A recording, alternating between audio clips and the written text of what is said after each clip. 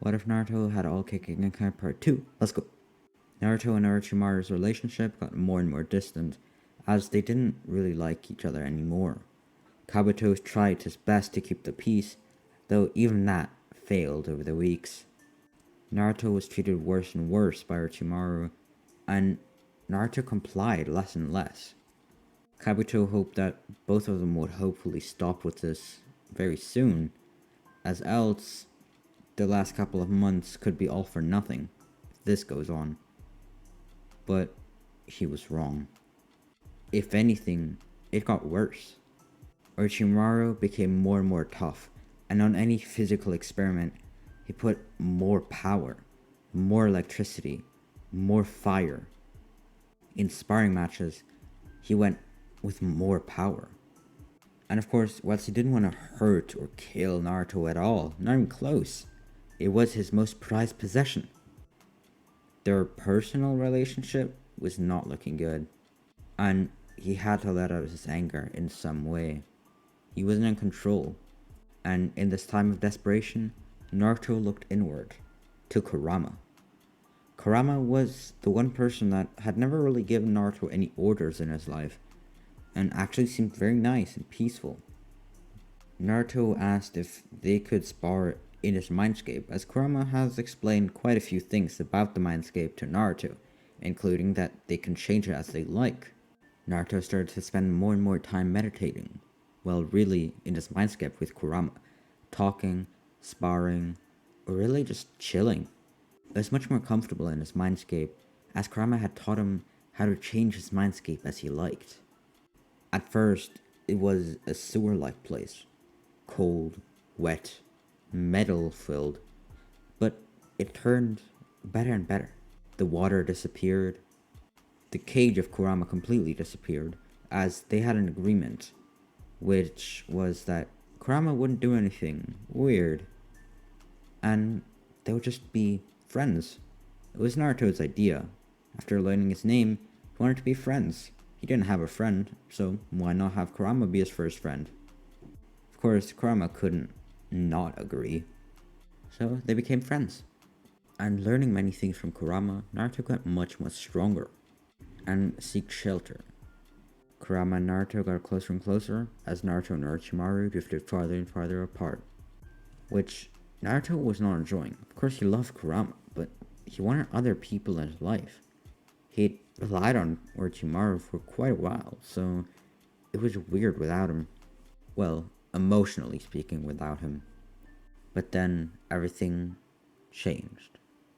Now, it had been a little more time, a few more months, but then a certain boy infiltrated Orochimaru's base.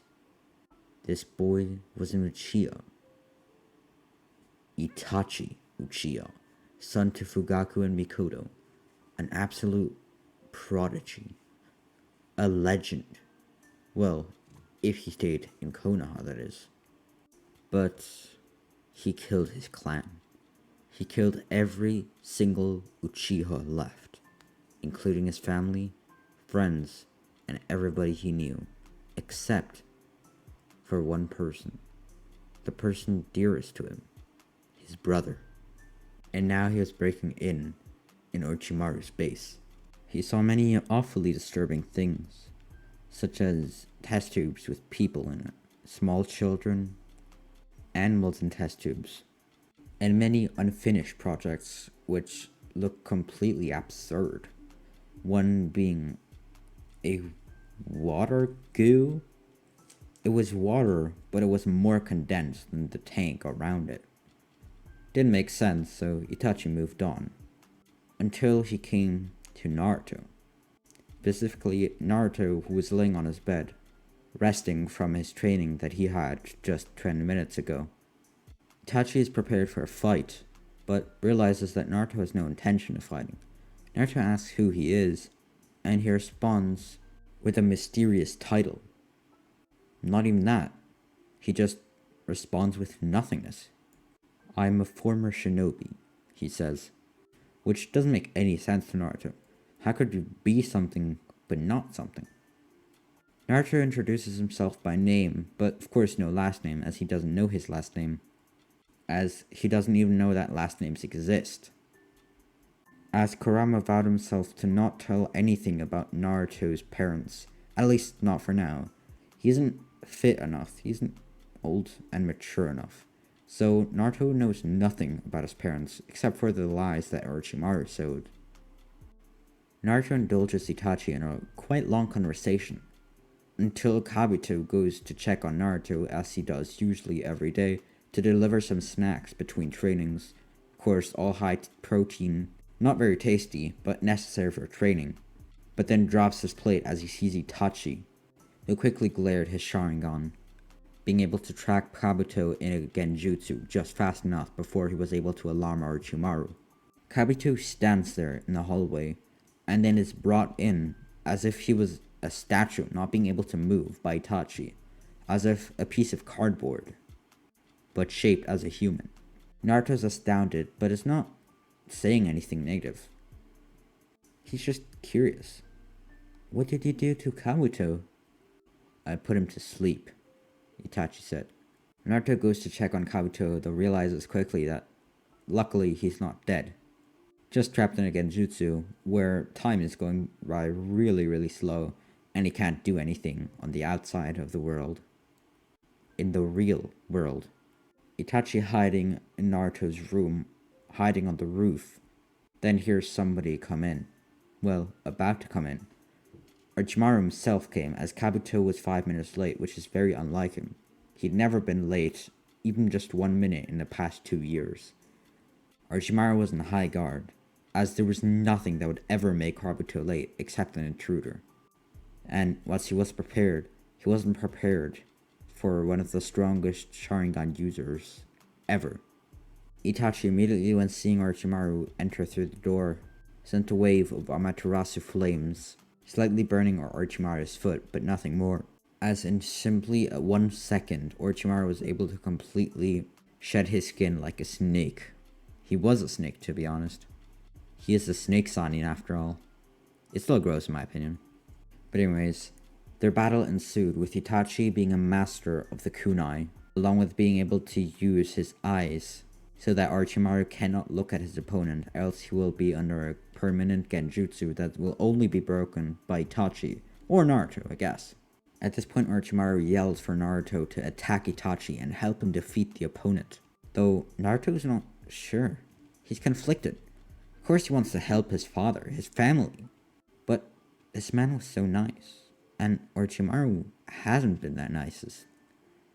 So, whilst he's thinking for quite a long time, Orochimaru keeps on fighting, but is slowly losing his edge, as he's not very good at using his tricks in such a confined space. So he tries to break open the entire compound into the free, though Itachi grabs him by the foot and throws him on the ground quick enough. Though at this point, it's already too late for Orochimaru, with the shock of being hit to the ground.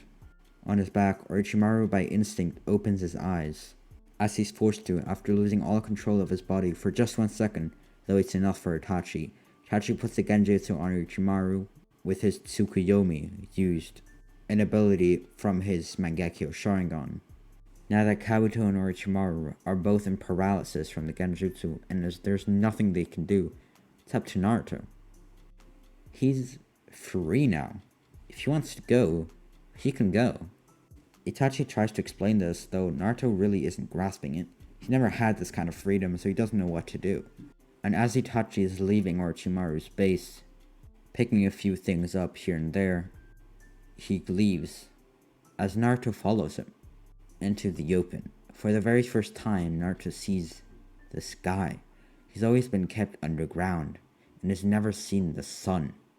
Naruto is completely amazed, and looks in awe at the sky, turning in a 360, being amazed by every little thing, even by the trees, grass, and insects everywhere.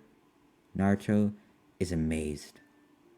Itachi is a little bit weirded out, but also feels sorry for this boy. He's probably been tortured by Orochimaru. What do I do with him? Itachi tries to leave, but Naruto follows him again, as he needs someone to take care of him. And as Itachi realizes that, he just goes on, as he wants to see how far Naruto is willing to follow him. Perhaps he'll turn back at a certain point away from his home. But he was wrong. Naruto followed Itachi for the rest of the day until Itachi set up camp somewhere in the forest. As he didn't travel far, he only traveled as fast as Naruto could, and that wasn't that fast, or at least he didn't know how fast Naruto could walk. So he just went at a normal walking distance and speed. Didn't make much progress towards his goals, but it was alright. 1 or 2 days he could take off, basically. There wasn't any schedule for him anyways. He was a rogue shinobi now, and life was actually pretty chill. Of course, he hated what he had to do, and what the village forced him to do, as he was forced to massacre his own clan, due to Danzo and political relations with the Uchiha clan and Konoha. Though he would have to get over it. It's been half a month now. Whilst Itachi slept in his tent that he set up, Naruto slept on a piece of wood next to the tent, and woke up when Itachi put out the fire that lit overnight to keep animals away. And then as Naruto woke up, he followed Itachi again, as he had already broke camp and was starting to leave quietly. But of course he couldn't shake off Naruto, so he slowed down his walking and walked beside Naruto, neither of them speaking a word. Though Naruto smiled. Itachi found this pretty weird. This kid had just lost his home, if you could even call it that. Probably didn't want to be there, but it was the only place he knew. But she was smiling the day after, with the guy who basically paralyzed his caretaker. It wasn't making sense to Itachi, as even he was just a 13-year-old kid. Almost 14 now, but still pretty young.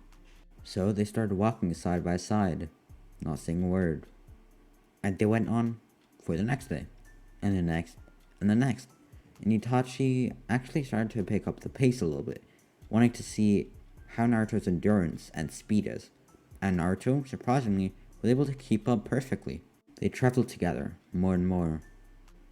Itachi even taking some more difficult paths, going uphill, going up mountains, and even starting to run. Not completely run as fast as a shinobi would, but starting to pick up the pace.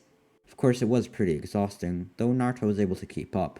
And over the next few days, Naruto's endurance would grow as well, as he didn't really train that much endurance, but with Itachi like this, he would have to.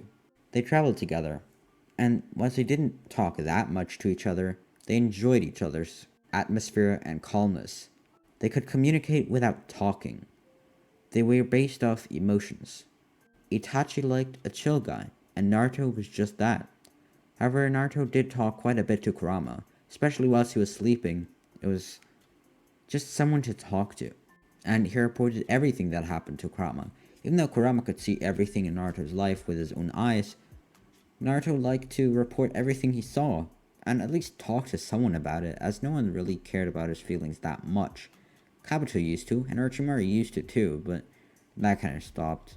So, Naruto had all these emotions dwelled up, but Itachi was so calm that Naruto could let them out slowly, without having to burst. And it was a very calming and relaxing experience.